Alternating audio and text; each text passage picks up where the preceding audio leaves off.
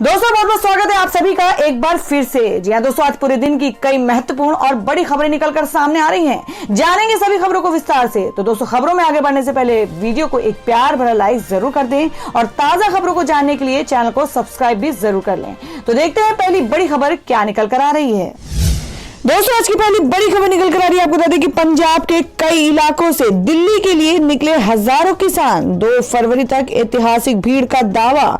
जी हां, आपको बता दें कि दिल्ली में गणतंत्र दिवस पर हिंसा के बाद जिस किसान आंदोलन को कमजोर मान लिया गया था, अब उसमें एक बार फिर से गर्मजोशी नजर आने लगी है। शनिवार को कई क्षेत्रों के किसान आंदोलन में शामिल होने के लिए अपने गाँव से निकले हैं। पंजाब से किसानों के कई समूह राष्ट्रीय राजधानी की ओर रुख करने लगे हैं। यहाँ कई जगहों किसानों के जत्थे दिल्ली की ओर जाते दिखे। कई जगहों पर केंद्र सरकार के खिलाफ प्रदर्शन भी किए गए हैं। कई किसान नेताओं ने शनिवार को दावा किया है कि आधिकारिक किसान समूह दिल्ली जा रहे हैं और 2 फरवरी को राष्ट्रीय राजधानी की सीमाओं पर किसान संगठनों और कृषि मजदूरों का रिकॉर्ड जमावड़ा होगा।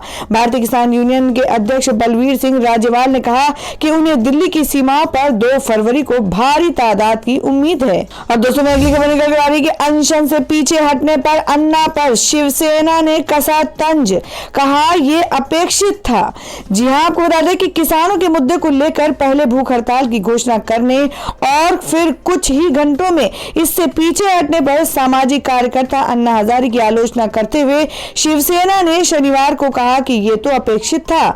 हजारे ने नए कृषि कानूनों के खिलाफ दिल्ली की सीमाओं पर प्रदर्शन कर रहे किसानों के समर्थन में बेमियादी हड़ताल की घोषणा शुक्रवार को की थी, लेकिन बाद में उन्होंने भाजपा नेता देवेंद्र फडणवीस और केंद्रीय गृह राज्य मंत्री कैलाश चौधरी के साथ बातचीत के बाद फैसला बदल लिया। शिवसेना के मुखपत्र सामना में प्रकाशित संपादकीय के अनुसार यह घटनाक्रम मजेदार रहा लेकिन अपेक्षित था। पार्टी ने कहा कि यह स्पष्ट नहीं है कि केंद्र सरकार के विवादास्पद कृषि कानूनों पर हजारे का रुख क्या है। उसने कहा प्रदर्शनकारी किसानों को निशाना बनाया जा रहा है और जिस तरह से उनके साथ बर्ताव किया जा रहा है वह हैरान करने वाला है।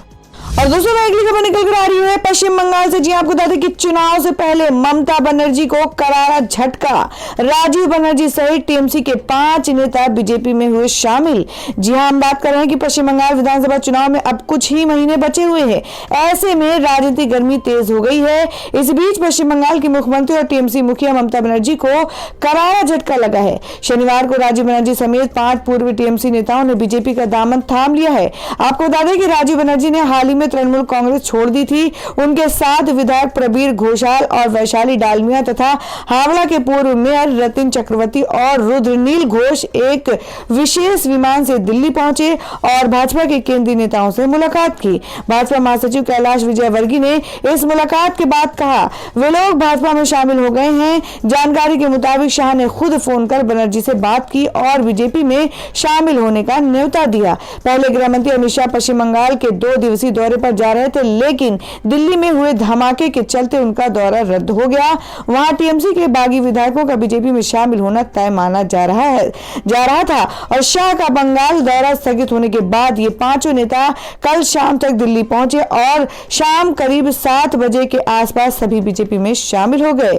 और दोस्तों में अगली खबर निकल कर आ रही जो कि किसान आंदोलन को लेकर है। जी आपको बता दें कि आम आदमी पार्टी का ऐलान, कहा बगैर टोपी झंडे के किसानों के साथ खड़े रहेंगे आप कार्यकर्ता।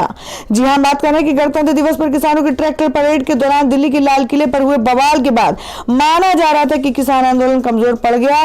कई जगह चल रहे धरने समाप्त भी हुए, लेकिन गाजीपुर बॉर्डर पर किसान एक बार फिर एकजुट हो गए और धरना प्रदर्शन पुरानी रफ्तार पकड़ चुका है। इस बीच आम आदमी पार्टी भी किसानों के समर्थन में उतर आई है। आम आदमी पार्टी ने किसान आंदोलन का सड़क से संसद तक समर्थन करने का ऐलान किया है। साथ ही कहा है कि आप कार्यकर्ता बिना पार्टी के झंडे और टोपी के किसानों के साथ खड़े होंगे।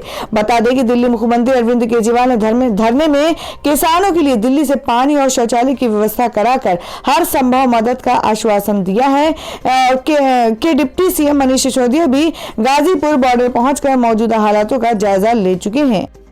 तो दोस्तों खबरों में आगे बढ़ने से पहले जान लेते हैं आज के माइंड क्विज के सवाल को। आज का सवाल आपको बताना है कि गुजरात की राजधानी कहाँ है। इसका जवाब आपको वीडियो के नीचे कमेंट बॉक्स में देना है और सही जवाब देने वाले को रैंडमली सिलेक्ट किया जाएगा और वो जीत सकते हैं बम्पर पुरस्कार। तो बढ़ते अगली खबर की ओर। और दोस्तों में अगली खबर निकल कर आ रही जिसमें आपको बता दें कि कंगना रनौत ने महात्मा गांधी की पुण्यतिथि पर नाथूराम गोडसे के सपोर्ट में किया ट्वीट, यूजर्स ने लगाई क्लास। जी हां, आपको बता दें कि बॉलीवुड अभिनेत्री कंगना रनौत पिछले कई दिनों से अपने बयानों के कारण सुर्खियों में बनी हुई है। कंगना रनौत अपनी फिल्मों के बजाय सोशल मीडिया पर अपने पोस्ट के कारण हमेशा विवादों में बनी रहती हैं। एक बार कंगना रनौत ने अपने ट्विटर अकाउंट पर कुछ ऐसा पोस्ट करते शेयर कर लिखा है जिसको लेकर वो फिर चर्चा में आ गई हैं।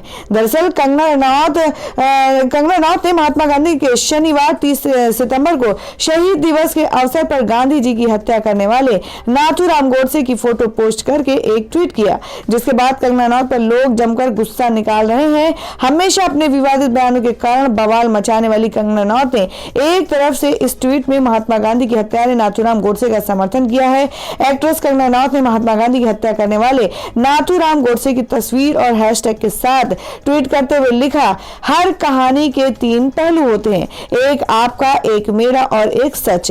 अच्छी कहानी कहने वाला ना तो बंधा होता है और ना ही कुछ छिपाता है, और इसलिए हमारी किताबें बेकार हैं, पूरी तरह दिखावा करने वाली। आपको बता दें कंगना के इस ट्वीट पर लोग जमकर गुस्सा निकाल रहे हैं। यूजर्स कंगना की आलोचना करते हुए अपना जमकर गुस्सा निकाल रहे हैं।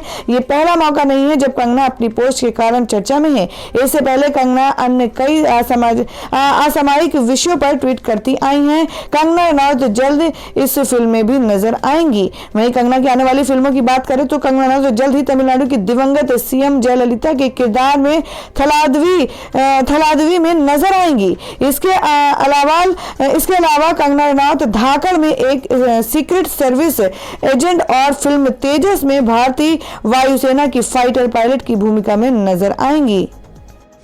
और दोस्तों अगली खबर में आपको बता दें कि देश के इन राज्यों में 1 फरवरी से खुलेंगे स्कूल, जाने क्या है गाइडलाइन। जी हम बात करें कि देश में कोरोना संक्रमण के कम होते मामले के बीच अब अधिकतर राज्यों ने स्कूल खोले जाने का ऐलान कर दिया है। कई राज्यों ने कक्षा 10 से 12वीं तक के स्कूल पहले ही खोल दिए थे। वहीं अब कक्षा 1 और 2 के छात्रों के लिए भी फरवरी महीने से स्कूल खोले जाने की तैयारी है। कोरोना महामारी के कारण 10 महीने से अधिक समय तक बंद रहने के बाद कई राज्यों में 1 फरवरी से फिर से खुलने की तैयारी है। स्कूलों को खोलने का निर्णय देश में कोरोना वायरस मामलों की संख्या में लगातार गिरावट को देखते लिया जा रहा है। यह ध्यान दिया जाना चाहिए कि कई राज्यों ने जनवरी के महीने में कक्षा 10वीं और 12वीं के लिए स्वैच्छिक आधार पर कक्षाएं फिर से शुरू की थी। जानिए वो राज्य हैं जहां 1 फरवरी से स्कूल खोले जाने का फैसला लिया गया है। महाराष्ट्र के ठाणे और पुणे जिले में 27 जनवरी और 1 फरवरी से स्कूलों को फिर से खोलने का फैसला किया है। दोनों जिले में नगर निगमों ने सख्त कोरोना के दिशा निर्देश जारी किए हैं।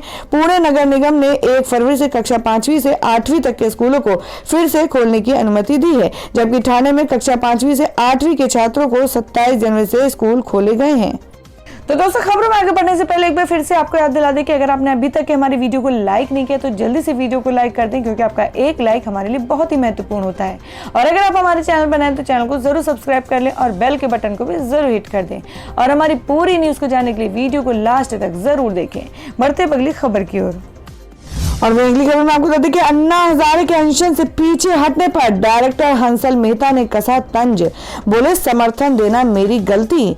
जी हम बात कर रहे हैं बॉलीवुड के फेमस डायरेक्टर हंसल मेहता। अपनी बेबाक राय के लिए जाने जाने वाले हंसल मेहता ने सामाजिक कार्यकर्ता अन्ना हजारे द्वारा केंद्र सरकार के नए कृषि कानूनों के खिलाफ अनिश्चितकालीन अनशन के फैसले को टालने पर प्रतिक्रिया दी है। हंसल मेहता ने अन्ना हजारे के आंदोलन को अपना समर्थन देने को लेकर कहा है कि ये उनकी गलती थी। इसके साथ ही उन्होंने कंगना रनौत पर भी निशाना साधा है।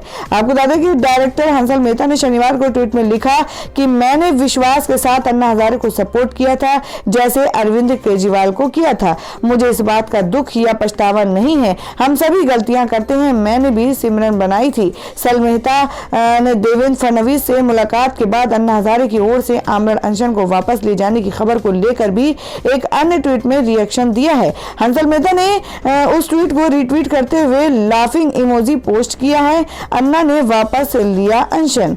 बता दें कि अन्ना हजारे ने घोषणा की थी कि वे केंद्र सरकार के नए कृषि कानून के खिलाफ शनिवार को महाराष्ट्र में अपने गांव रालेगंज सिद्धि में अनिश्चितकालीन अनशन शुरू करेंगे। हालांकि महाराष्ट्र के पूर्व मुख्यमंत्री देवेंद्र फडणवीस और केंद्रीय कृषि राज्य मंत्री कैलाश चौधरी से मुलाकात के बाद अन्ना हजारे ने अपने अनशन को टालने का ऐलान कर दिया, जिसके बाद लोग लगातार अन्ना हजारे को लेकर प्रतिक्रियाएं दे रहे हैं। आपको बता दें कि अपने ट्वीट में हंसल मेहता ने अप्रत्यक्ष तौर तौर पर एक्ट्रेस कंगना रनौत को भी निशाने पर लिया है। दरअसल हंसल मेहता की इस फिल्म में कंगना रनौत लीड रोल में थी। बता दें कि कंगना रनौत लगातार बीजेपी के सपोर्ट में किसानों और अन्य पार्टी के नेताओं पर ट्विटर के जरिए निशाना साधती रहती हैं। कंगना रनौत को लेकर फिल्म सिमरन 2017 डायरेक्टर कर चुके हंसल मेहता की माने तो एक्ट्रेस के साथ काम करने का उनका अनुभव दर्दनाक रहा था। एक्ट्रेस कंगना रनौत ने उन पर निशाना साधते हुए उन्हें कार और रीढ़ से कमजोर करार दिया था। एक इंटरव्यू में हंसल मेहता ने कहा था, मुझे कई बार लगता है कि मैंने उसे नहीं बनाया, वह मेरी जरूरत नहीं थी, वह मेरे करियर में एक गैर जरूरी चीज थी। मैं उससे दुखी हूँ, मैं इससे कहीं अच्छा मूवी बना सकता था, उसमें एक अच्छी फिल्म होने की क्षमता थी, मैं उसे लेकर दुखी हूँ और ये कठिन समय है। फिल्म के रिलीज होने के बाद मुझे थेरेपी लेनी पड़ी थी और उससे मेरे मानसिक स्वास्थ्य पर असर पड़ा था। और दोस्तों अगली खबर में जान लेते हैं क्या है देश भर में मौसम के ताजा हालात। जी आपको बता दें कि कड़ाके की ठंड जारी, यूपी और दिल्ली में शीतलहर से राहत नहीं। जी हम बात करें कि देश के कई हिस्सों में कड़ाके की ठंड के चलते लोगों को काफी दिक्कतों का सामना करना पड़ रहा है। उत्तर प्रदेश, राजस्थान, बिहार, पंजाब समेत कई राज्यों में कोहरे और शीतलहर से आम जनजीवन प्रभावित है। इस बीच मौसम विभाग ने जम्मू और कश्मीर और हिमाचल प्रदेश में भीषण बर्फबारी के आसार जाहिर किए हैं। वहीं पंजाब, हरियाणा, दिल्ली, राजस्थान, उत्तर प्रदेश, बिहार में कोहरे के साथ शीतलहर के अलर्ट जारी किए गए हैं। मौसम विभाग ने सौराष्ट्र और कच्छ मध्य प्रदेश में भी शीतलहर होने के आसार जताए हैं। साथ ही ओडिशा में भी कोहरा पड़ सकता है। मौसम विभाग के अनुसार शनिवार को अरुणाचल प्रदेश में गरज के साथ बिजली भी चमक सकती है और कुछ इलाकों में ओलावृष्टि की भी आशंका है। तो दोस्तों ये थी अब तक की सभी बड़ी खबरों की अपडेट्स। टुडे ब्रेकिंग न्यूज और लेटेस्ट खबरों को देखने के लिए हमारे चैनल को सब्सक्राइब जरूर कर लें, वीडियो को लाइक और शेयर भी जरूर कर दें अपने दोस्तों और रिलेटिव्स के साथ। तो दोस्तों फिर मिलेंगे काम की खबरों और सरकारी योजनाओं की एक और नई वीडियो के साथ। तब तक के लिए धन्यवाद दोस्तों।